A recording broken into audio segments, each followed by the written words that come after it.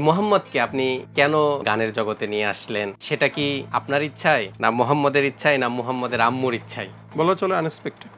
আমার মাথায় আসলো শুরুর লাইনটা শুধু যদি মোহাম্মদকে দিয়ে করাই তাহলে আমার গানটা হিট খাবে। তো ওকে আমি স্টুডিওতে ঢুকাই দিলাম, আব্বু তুমি বলো তো কেমন মুসলমান। ও যতটুকু পারে কেমন মুসলমান করে ও এক লাইনটা গাইলো। আপনার সন্তানকে আপনি কি হিসেবে দেখতে চান? যোগ্য মানুষ হিসেবে দেখতে চাই। বর্তমানে যে সঙ্গীত বা যাই বলেন মিডিয়ার জগৎটা একটা ভাইরাল, যেরকম ভাইরাসটাও সেরকম। ওই ভাইরাসে যদি আমাদের বাচ্চারা পড়ে যায় তখন তাদের জীবনটা ক্ষতির সম্মুখীন হয়।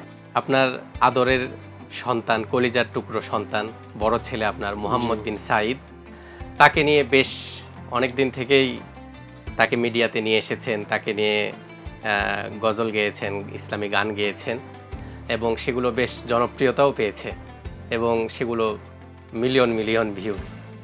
তো মোহাম্মদকে আপনি কেন এই জগতে নিয়ে আসলেন, গানের জগতে নিয়ে আসলেন? সেটা কি আপনার ইচ্ছায়, না মোহাম্মদের ইচ্ছায়, না মোহাম্মদের আম্মুর ইচ্ছায়? বলা চলে আনএক্সপেক্টেড। মানে এমন একটা অবস্থায় যে আমারও কল্পনায় ছিল না। প্রথম সঙ্গীত ওকে আমি যখন ইন করি তখন হচ্ছে কেমন মুসলমান।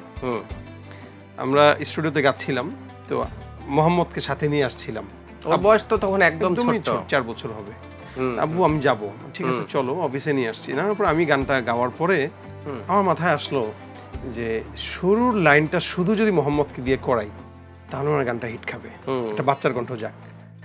তো ওকে আমি স্টুডিওতে ঢুকাই দিলাম, আব্বু তুমি বলো তো কেমন মুসলমান। ও যতটুকু পারে কেমন মুসলমান করে ও এক লাইনটা গাইলো। তো ওই শুরুটা দেওয়াতেই ওই সঙ্গীতটা যথেষ্ট জনপ্রিয়তা অর্জন করেছে এবং আমি ওয়াজে সব জায়গায় এটা গাইতাম। তো ওই সব কিছু মিলে এটা যথেষ্ট সাড়া পড়ে।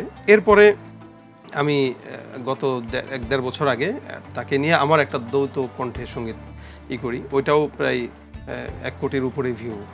তো ওই মানে এভাবে আসা, মানে তাকে যে প্র্যাকটিস করালাম বা এই আমাদের কারণ আমার ইচ্ছাও ছিল না যে আমি আমার ছেলেকে সঙ্গীত শিখাবো। আমার ইচ্ছা কখনো এটা নাই, আদৌ নাই যে ওকে আমি শিল্পী পরিচয় দেওয়াবো।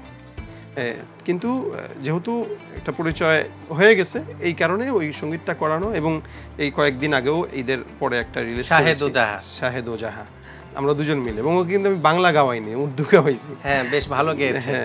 এবং তাকে আমার যেটা আরাম হয়, তাকে আমার গাওয়ানোর জন্য খুব বেশি পেরেশানি লাগে না। আমি স্টুডিওতে ঢুকিয়ে খালি তাকে একবার বলে দিই, সে গেয়ে ফেলে, ধরে ফেলে সে এটা। তো আমার ইচ্ছা আছে আমি আর সামনে তাকে গানে শো করবো না।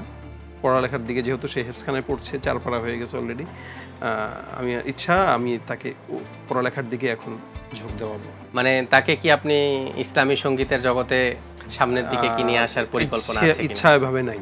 আপনার ইচ্ছা নাই, ব্যক্তিগতভাবে নাই? মানে তাহলে আপনার সন্তানকে আপনি কি হিসেবে দেখতে চান?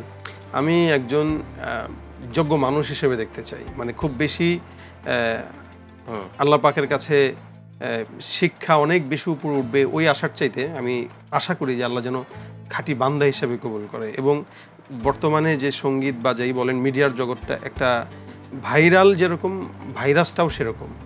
তো ওই ভাইরাসে যদি আমাদের বাচ্চারা পড়ে যায় তখন তাদের জীবনটা ক্ষতির সম্মুখীন হয়।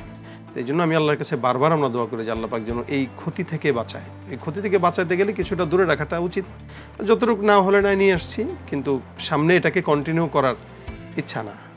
মুহাম্মদকে সাথে নিয়ে আপনাদের গাওয়া যে সম্মিলিত যে কোরাস, যে গান কেমন মুসলমান তুমি, এটা আমাদের দর্শকদের উদ্দেশ্যে আপনি গেয়ে শোনাবেন প্লিজ।